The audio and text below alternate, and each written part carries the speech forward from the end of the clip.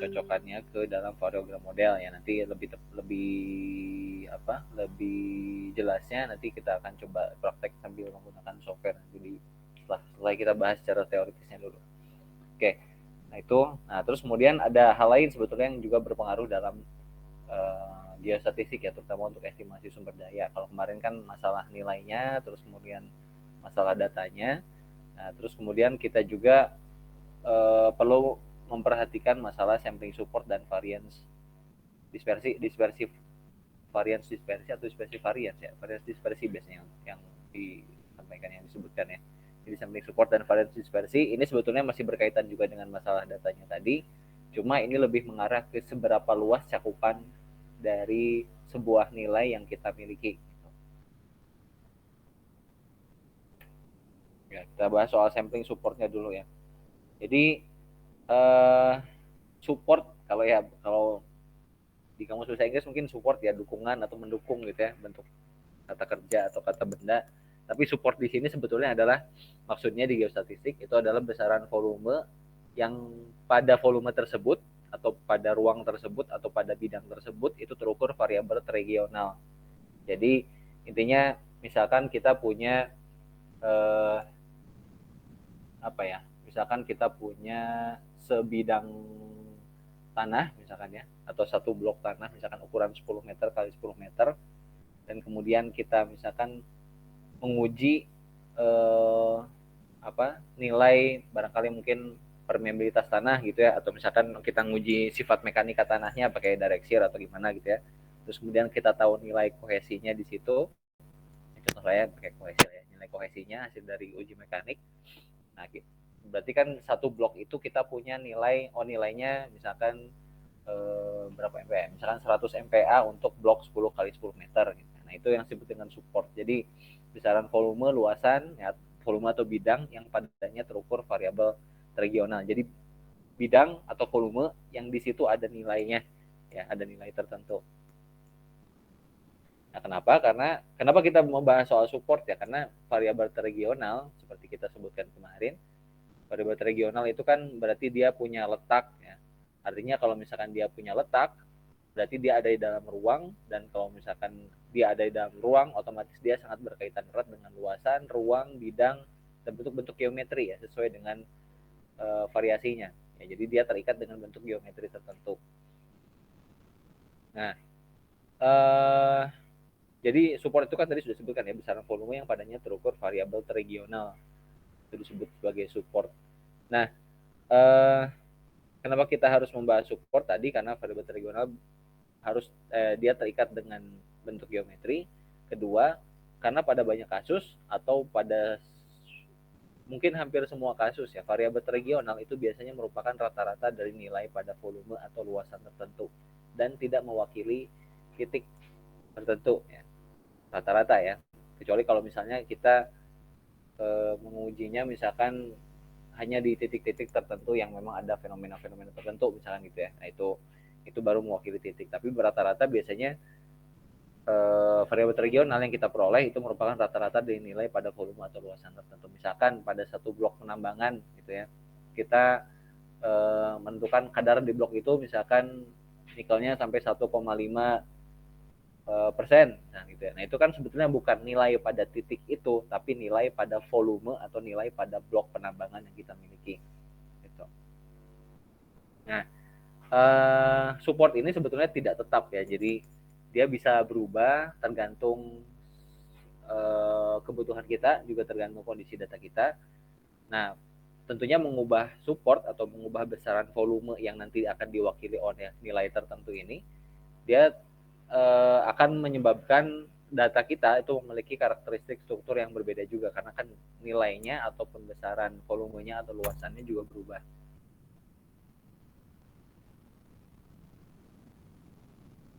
Ya, contoh seperti ini ya. Misalkan kita melakukan pengeboran gitu ya. Kita melakukan pengeboran, terus kemudian dapatlah sampel core. Terus kemudian sampel core-nya mau kita ambil untuk diuji di laboratorium misalnya ya. Nah, yang kita ambil kan sebetulnya bukan satu titik ini ya. Nah, bukan satu titik ini misalnya. Tapi kan yang kita ambil misalkan dari meter taruhlah ini meter 0, ini meter 1, ini meter 1, ini meter 2 gitu ya. Nah, kita ambil kan biasanya di rentang kedalaman tertentu ya. Jadi dia punya misalkan di rentang 1 sampai 1,5 gitu. Kita ambil dari sini sampai ke sini sampelnya. Nanti kan begitu kita masukkan ke laboratorium, misalkan kita misalkan ini biji emas misalnya gitu ya, kita masukkan ke laboratorium, diuji berapa kadar emasnya, kita misalkan akhirnya nanti dapat 0,5 ppm ya. Nah, nilai 0,5 ppm ini bukan nilai yang ada di salah satu titik di rentang sampel yang ini ya, tapi sebetulnya 0,5 adalah nilai rata-rata dari keseluruhan sampel di rentang meter ke 1 sampai 1,5. Begitu juga dengan kalau misalnya kita melakukan sampling di kedalaman-kedalaman yang lain gitu ya. Itu juga berlaku sama. Jadi intinya sebetulnya nilai yang kita dapat dari terutama kalau misalnya kita bicara masalah estimasi sumber daya ya, berarti kan kita harus menguji batuan yang kita punya di lab biasanya, terutama untuk mineral, nikel, emas, timah dan sebagainya gitu kan, harus diuji dulu di laboratorium.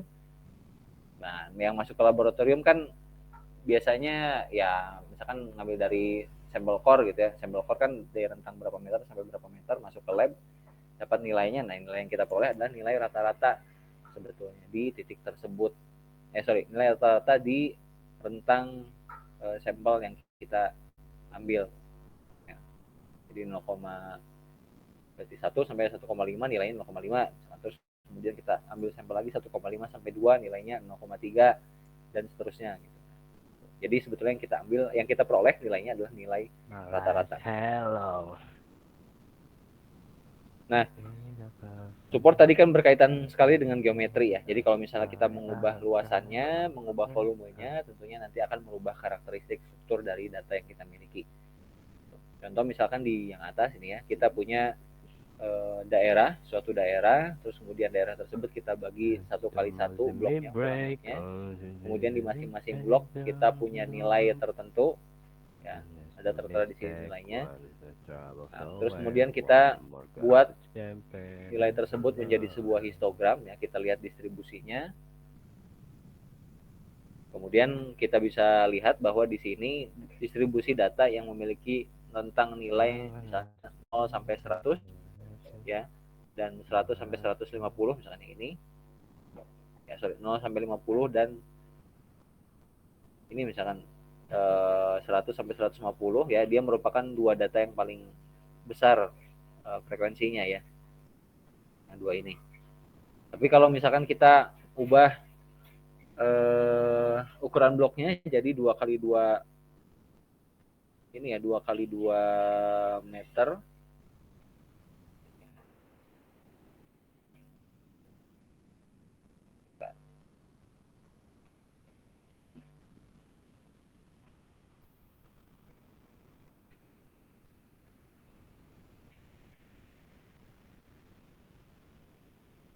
Bentar ya. Kita ubah ukuran bloknya jadi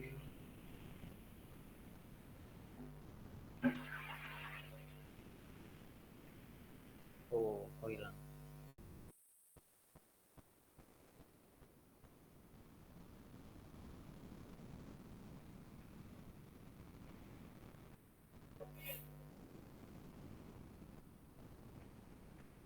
Oke ya, lagi ya. Nah, kita ubah ukuran bloknya jadi 2x2 meter ya. Ini nilai 505 adalah nilai rata-rata dari ini ya, coba aja dihitung ya. 735, 325, 540, 420 dirata-ratakan jadi 505. Begitu juga dengan blok yang lainnya, tiap 4 blok dirata-ratakan jadi nilai untuk satu blok ukuran 2x2 meter. Terus kemudian kita buat ke dalam histogram, strukturnya berubah pasti ya. Dan ternyata distribusi nilainya itu berubah juga. Nilai yang berada di rentang 100 sampai 200 itu merupakan nilai yang frekuensinya paling tinggi dibandingkan dengan nilai-nilai yang lain. Ya. Kalau tadi misalnya ada yang nilainya sampai 700 paling tinggi, ternyata di sini nggak ada yang 700 ya, kosong. Terus kemudian di atas tadi pas ketika ukurannya 1x1 meter, nilai yang ada di rentang 0 sampai 50 itu kan paling tinggi ya, ternyata di sini tidak ya. Dia termasuk yang paling rendah juga di sini. Jadi mengubah supportnya, ya mengubah besaran volumenya atau ukuran bloknya itu nantinya akan berpengaruh terhadap struktur kita. Seperti itu. Ya.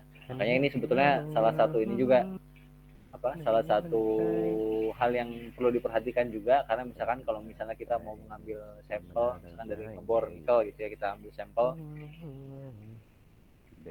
satu di limonit, satu di saprolit, dengan di limonitnya tiap 2 meter, saprolitnya juga sama tiap 2 meter, atau dengan di limonitnya tiap 1 meter, saprolitnya juga sama, itu ketiga-tiganya tentunya akan menghasilkan data yang berbeda.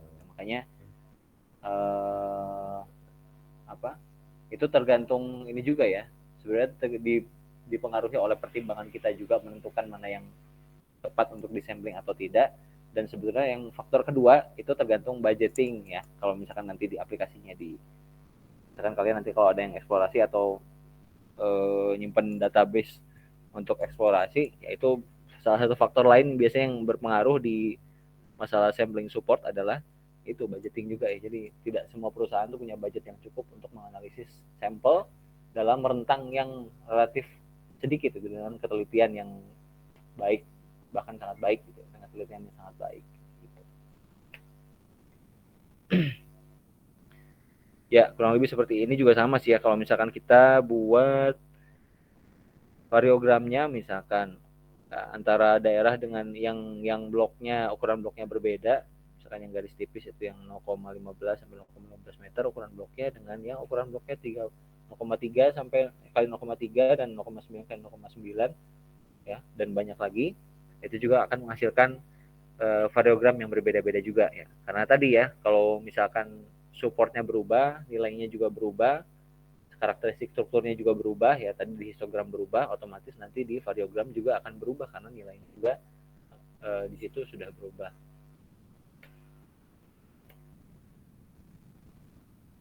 Sampai sini ada yang mau ditanyakan di bagian sini?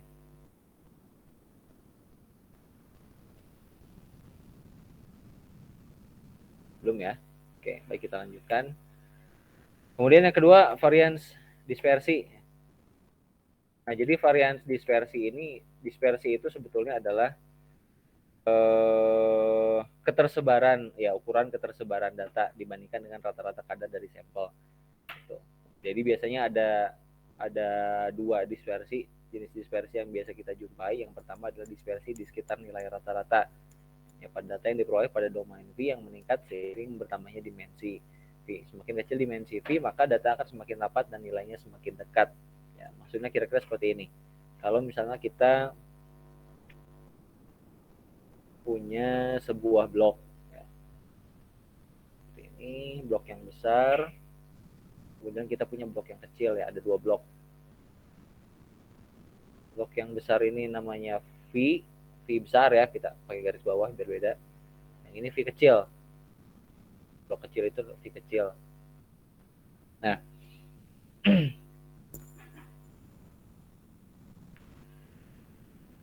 kalau di sini disebutkan dispersi di sekitar nilai rata-rata, semakin kecil dimensi V-nya, V yang besar, ruang yang besar, maka data akan semakin rapat dan nilainya akan semakin dekat. Ya. Jadi kalau misalkan kita kurangi ukuran V-nya sampai seperti ukuran ruang besarnya ya, sampai sebesar ini misalnya, otomatis kan nanti jumlah bloknya juga akan semakin sedikit dibandingkan dengan kita buat bloknya lebar sampai di sini gitu ya. Jumlah bloknya akan semakin sedikit, data yang kita punya juga akan semakin sedikit, maka nanti kemungkinan besar ketersebaran datanya itu akan semakin kecil ya. Jadi nilainya itu akan semakin mendekati rata-rata dari keseluruhan data sampel yang kita punya. Kemudian yang kedua, ada juga dispersi pada domain V yang tetap ya. Artinya akan berkurang saat support meningkat ya. Data yang semula berupa rata-rata kadar blok penambangan yang kurang terdispersi tersebar dibandingkan dengan rata-rata kadar dari sampel core atau pengeboran. Ya, jadi kalau di kondisi kedua berarti misalnya sama sih sebetulnya ya. Jadi kita punya blok besarnya V besar, ada blok V kecil ya. Di kondisi kedua ini, kalau misalkan ukuran domain V besarnya itu tetap, tapi blok kecilnya ini jadi semakin besar ya, supportnya meningkat ya, semakin besar. misalkan dia jadi yang semula ukuran 1 kali 1 meter jadi 10 kali 10 meter misalnya gitu ya. Nah, dengan meningkatnya atau bertambahnya ukuran support, maka berarti kan nilai yang kita punya, jumlah bloknya akan semakin sedikit, terus kemudian nilai yang kita punya juga jadi semakin sedikit, otomatis ketersebaran datanya juga akan semakin kecil gitu ya. Kalau misalkan bloknya semakin banyak ya, ukuran supportnya semakin kecil seperti ini misalnya, otomatis data yang kita punya juga akan semakin tersebar.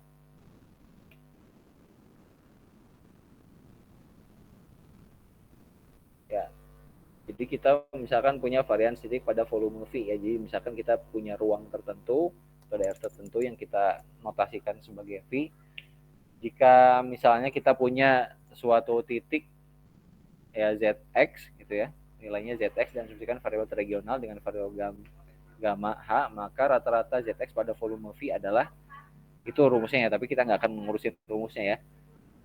Nah, biasanya sebetulnya yang biasa kita gunakan nantinya adalah varians dispersi untuk blok volume di dalam volume. Jadi mirip ilustrasi yang tadi ya. Ilustrasi yang ini, jadi kita punya blok kecil dibandingkan dengan blok yang lebih besar. Nah,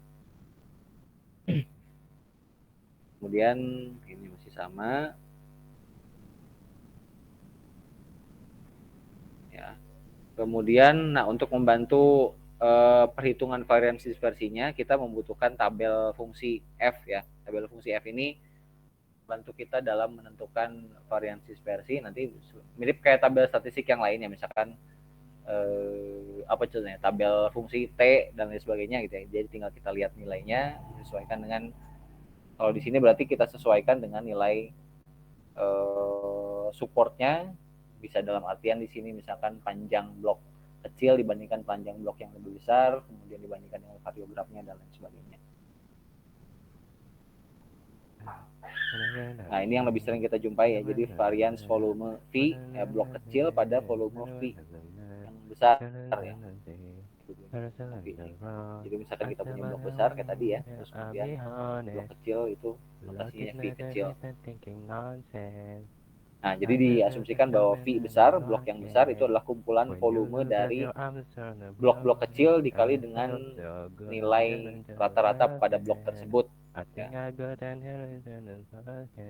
Sehingga dispersinya bisa dinyatakan dengan rumus yang seperti itu ya. Jadi dispersi ini varians ya sebetulnya ya.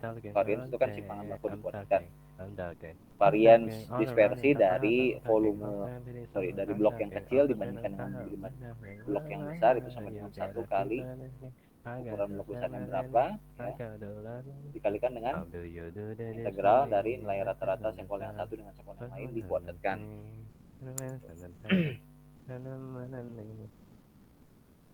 Nah, nanti diturunkan rumusnya kita bisa memperoleh ini ya. Jadi varians dispersi kalau misalkan kita punya blok kecil dan blok besar, varians dispersi dari blok kecil terhadap blok besar itu sama dengan nilai variogram rata-rata dari blok besar dikurangi dengan variogram rata-rata dari blok yang kecil.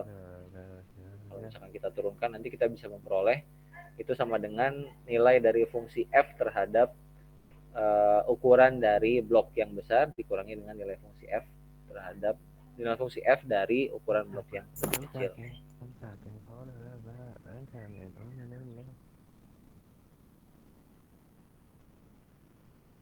Nah, ini sama juga sebetulnya, Crick additivity relationship sebetulnya sama juga, intinya dia menjumpai fenomena dispersi pada volume blok besar ya, V besar ya, sebagai ukuran sebagai blok penambangan, dia W begini. Blok penambangan dan W sebagai ukuran tubuh biji. Oh, dia notasinya W ya. W, terus kemudian blok penambangan yang lebih kecil itu notasinya V. Hubungan varians dispersi ketiganya dirumuskan sebagai berikut. Jadi misalkan kalau di Crick additivity relationship ini maksudnya dia punya tubuh biji ya, atau secara keseluruhan itu dinotasikan sebagai W, kita punya blok penambangan dinotasikan sebagai V, dan titik-titik sampel di dalam blok V ini ya, blok-blok kecil di dalam blok kecil ini ada titik-titik sampel itu dinotasikan sebagai V kecil ya. Nah, sehingga kita bisa memperoleh rumus empiris untuk menyatakan ketiganya, di mana variasi dispersi dari titik sampel yang kecil-kecil tadi itu dibandingkan dengan tubuh bijinya secara keseluruhan sama dengan variasi dispersi dari blok kecil ya titik sampel ya, ini di sini titik sampel ya, kalau titik sampel dibandingkan dengan blok penambangan, kemudian ditambahkan dengan variasi dispersi dari blok penambangan dibandingkan dengan tubuh biji. Ya, ini disebut juga sebagai volume variance relationship ya. Jadi sebetulnya di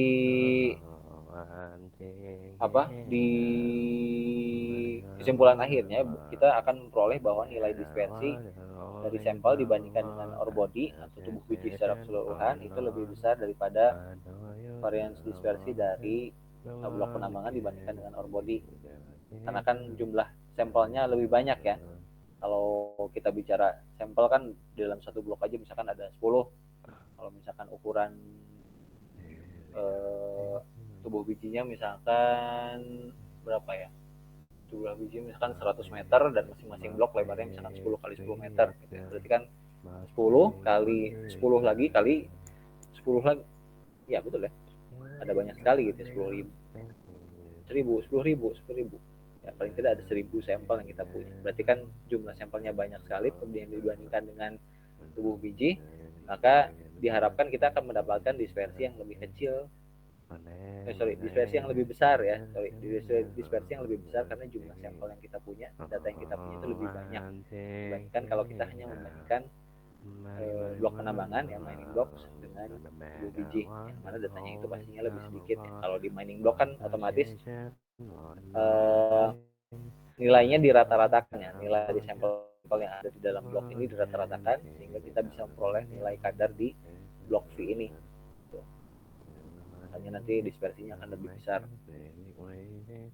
dari yang sampel dibandingkan dengan tubuh biji.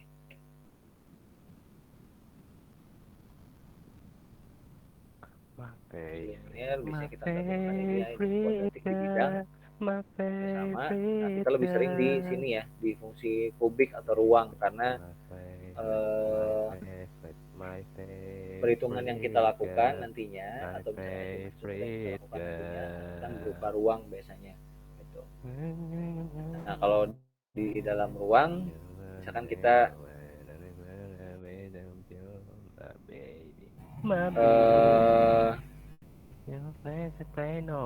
ya misalkan kita punya sebuah ruang, terus kemudian kita punya dua titik sampel yang terpisah gitu ya. Nah, di titik X dan titik Y adalah dua titik pada garis L yang independen satu sama lain, ya, terpisah satu dengan yang lainnya. Nah, biasanya kita menggunakan ini ya, tabel fungsi F untuk membantu perhitungan kita. Jadi tabel fungsi F ini membandingkan antara ini ya. Jadi ini ukurannya sebenarnya H dengan L. Kalau H biasanya yang horizontal, H yang vertikal ukurannya. Sebenarnya yang mana aja bisa ditukar ya, H ataupun L ya. Tapi intinya kita paling tidak punya dua ukuran ya. Di satu sumbu ini ukurannya H, di sumbu lain ukurannya L, ukuran panjang. Satuan panjangnya. Notasi panjangnya, notasi panjangnya. Ya.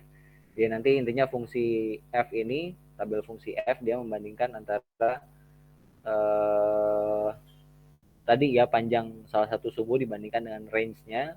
Range ini maksudnya range variogram ya. Jadi kita punya variogramnya dulu, variogram modelnya dulu. Terus kemudian dibandingkan dengan sumbu yang satu lagi dibandingkan dengan variogramnya juga.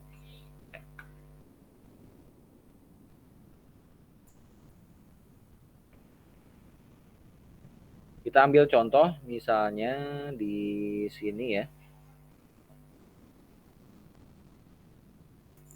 Di sebuah tambang nikel misalnya kita punya punya blok penambangan yang dimensinya itu 5 kali 5 meter persegi. Kemudian kita punya beberapa hal yang kita ketahui di sana, ada model variogram yang kita gunakan, range-nya A1 itu berarti variogram untuk ini ya, blok yang variogram ke arah sini ya.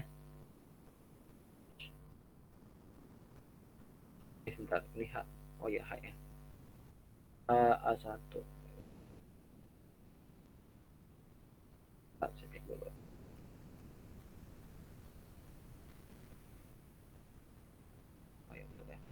Jadi variogamnya ada dua ya. Variogam pertama itu yang kecil ini, ya yang lebih kecil nilainya, itu untuk blok yang kecil, yang R kecil. Ya. Kemudian ada yang kedua, parameter variogam yang kedua itu untuk blok yang lebih besar, yang besar.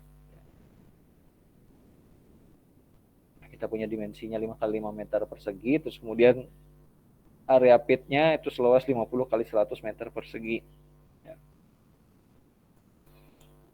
Nah, kita perlu menghitung berapa varians dispersinya ya. Ya, tadi ya, merujuk ke rumus yang tadi, jadi varians dispersi dari blok kecil dibandingkan dengan blok besar, itu sama dengan rata-rata nilai variogam di blok besar dikurangi variogam di blok kecil. Kalau kita turunin rumusnya kira-kira jadi seperti ini. Terus kemudian untuk blok yang besar ya, kita membagi panjang di sumbu H-nya dibandingkan dengan A1 ya, range 1. Dan juga sumbu L-nya dengan A1, kita dapat nilainya berapa. Ya, misalkan H-nya ya, H-nya ini berarti ya, hanya 50 meter, kita bandingkan dengan A1-nya 150, L-nya juga sama, L dibagi dengan A1 dapat segini nilainya. Ya. Terus kemudian kita lihat ke tabel fungsi F ya. Nah, 0,33 ya, masalah. 0,33 ya. Nah, H banding A-nya itu 0,33, 0,3 ya yang mendekati di sini. Kemudian L banding A-nya adalah 0,667 ya, 0,6.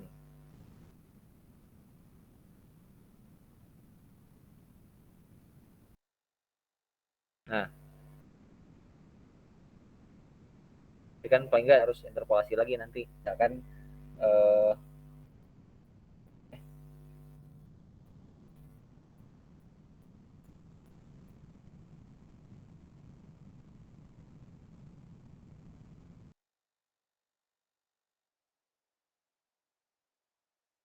ya, 375 yang 0,667 ya, tinggal interpolasi nanti ke arah 3,7 0,379 ya, nanti kita dapat berapa.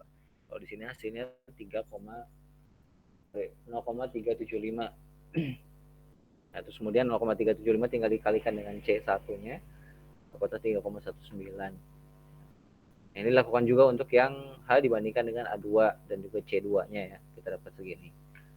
Terus kemudian untuk blok yang kecil ya, karena blok yang kecil ukurannya persegi sama 5 kali 5, jadi H dibandingkan dengan A1 dan L bandingkan dengan A1-nya sama 0,033.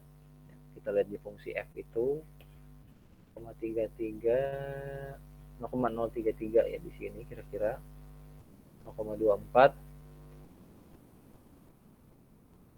ya. Interpolate ya, diinterpolasi lagi kita dapat 0,22. Kemudian kita lakukan juga perhitungan terhadap H dari blok kecilnya dibandingkan dengan A2 dan L dibandingkan dengan A2 sama ukurannya ya, 0,0036, 0,004, 0,004 itu berarti 0,00 ya, 0,01, berarti di sekitar sini, masih di sekitar sini ya. Nah, sekitar sini tinggal kita interpolasi ke arah sini, ke arah 0,0. Tapi di situ 0 ya, 0,00 ya, mungkin masih 0. Jadi angkanya terlalu kecil ya, kita anggap aja 0 ya. Kita samakan, bulatkan dari 3 angka di belakang koma, kita dapat 0. Maka nanti kita masukkan nilai-nilai tersebut ke rumus yang di atas ini ya. Kita memperoleh 3,19 ya, 3,19 ini kan ini ya, 3,19 itu yang ini.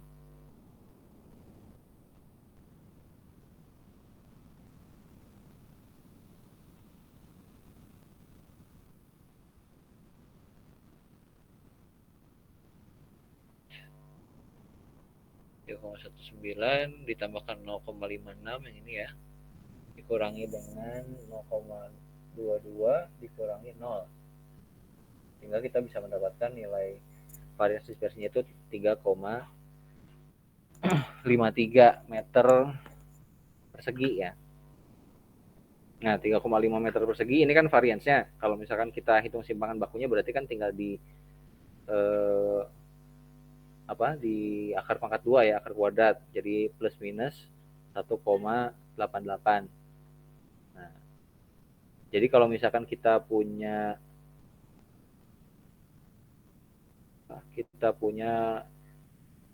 ukuran bloknya 5x5 ya, kemudian variasi bloknya itu simpangan baku ketebalan bloknya itu 1,88 meter, maka kemungkinan besar variasi volume yang kita peroleh di blok yang kita punya ya, di pit yang kita punya itu adalah plus minus 46,9 meter persegi gitu. Jadi itu kira-kira plus minus yang kita peroleh ya, mungkin ketebalannya di tempat misalkan kita melakukan penambangan gitu ya, ketebalannya bisa kurang dari itu ya. Misalkan kalau rata-rata ketebalannya tadi ketebalan tubuh biji 10 meter ya, berarti mungkin nanti kalau 10 meter berarti kan 10 kali 5 kali 5 itu kan sudah 250 meter ya. Dia nantinya bisa 250 meter plus 46,9 atau 250 meter min 46,9 volume dari blok yang akan kita peroleh nanti. Itu kurang lebih. Ada yang mau ditanyakan sampai sini? Silakan.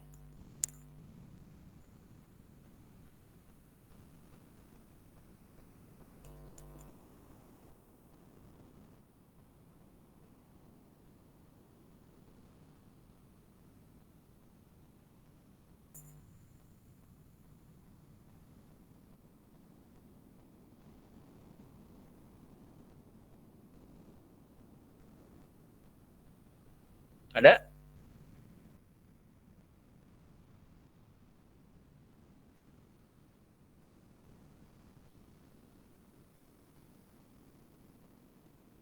Tidak ada, Pak.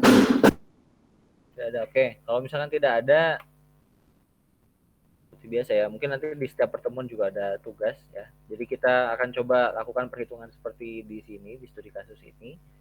Sama ya, kurang lebih sama, parameter vadogramnya sama, ukuran pitnya sama, rata-rata ketebalannya sama.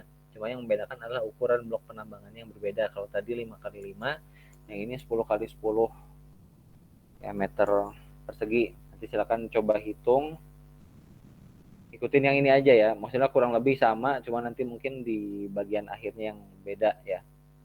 Nah kalau gitu ini kan berarti mungkin nanti ini mungkin kurang lebih sama juga ya, di H-nya sama, L dibanding A1 dibandingkan dengan A2-nya juga sama, tapi nanti pas di perhitungan untuk memperhitungkan ininya ya, apalagi di blok kecilnya mungkin nanti yang agak sedikit berbeda. Nah silakan nanti ikuti aja yang ini ya, ikuti aja cara perhitungan yang ini, terapkan di sini dengan ukuran blok kecil yang berbeda. Saya ganti dulu.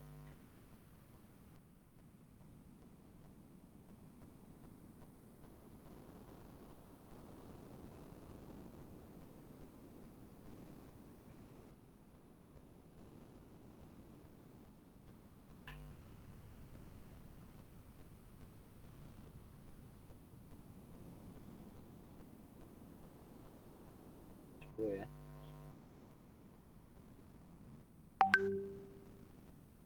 10.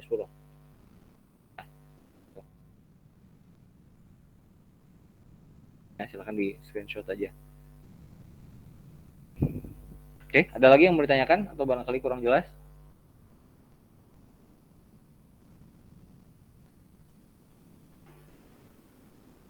Ya, silakan. Pak, nanti PPT-nya boleh dikirim tidak, Pak?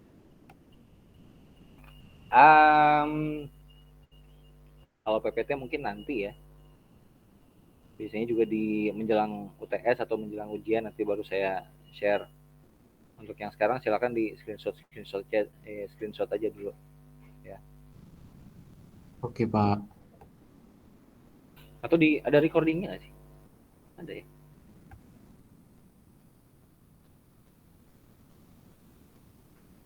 Ya, jadi intinya nanti di perhitungan nanti ya ini ya, ingat-ingat tabel distribusi F-nya, gunakan ini, terus kemudian ya lihat di contoh studi kasusnya, perhitungannya kurang lebih sama.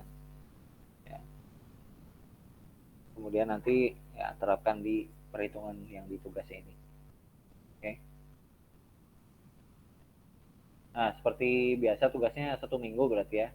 Karena yang kemarin juga ada tugas yang variogram, ini juga sama. Jadi ya dua-duanya harus tetap dikerjakan ya. Nanti minggu depan kita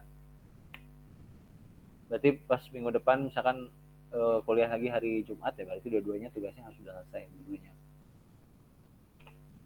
Tuh.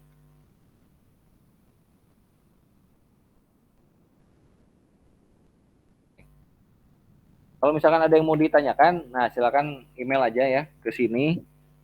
Atau ada yang kurang jelas soal tugasnya, atau misalkan bisa titip pertanyaan ke ketua kelasnya, nanti bisa disampaikan ke saya langsung. Boleh, silakan. Ya.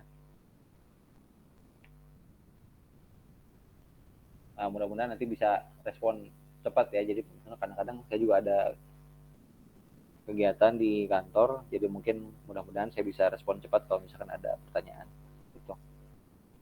Oke, barangkali cukup sekian untuk pertemuan kali ini. Kita lanjutkan lagi di perkuliahannya di pertemuan yang minggu depan ya.